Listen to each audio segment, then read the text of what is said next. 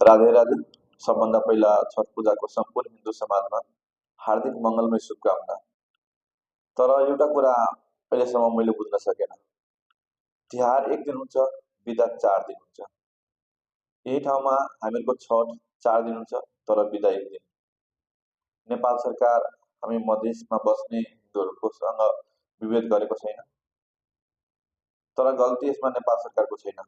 किनकि नेपाल सरकार जो पहाड समुदायको हाम्रो नेताहरू हुनुहुन्छ, पहाड समुदायको दाजुभाइ हुनुहुन्छ, तिनीहरूले छठ गर्दैन, तिनीहरूलाई त्यति थाहा छैन।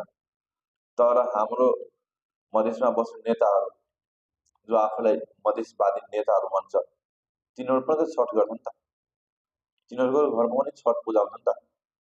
तिनीहरूले अहिलेसम्म आवाज किन उठाएन कि हामीहरूको छठ 4 दिन हुन्छ, बिदा एक दिन किन? त्यसै कारण म सम्पूर्ण मधेसमा बस्ने साथीभाइ दिदीबहिनीहरूलाई भन्न चाहन्छु अनि मधेसका नेताहरूलाई भन्न चाहन्छु कि जुन तिहार एक दिन हुन्छ, बिदा 4 दिन दिन्छ, तर त्यही ठाउँमा हामीहरूको छठ पर्व 4 दिन हुन्छ, बिदा एक दिन किन? किन छठ त्यो काठमाडौँमा हुँदैन? मेचीदेखि महाकालीसम्म छठ पर्व अहिले भइरहेको छ, तर बिदा चाहिँ एक दिन किन? यसको लागि सबै हिन्दू समाज मिलेर आवाज उठाउँ। जब हामीहरूको छठ पूजा 4 दिन हुन्छ, बिदा किन?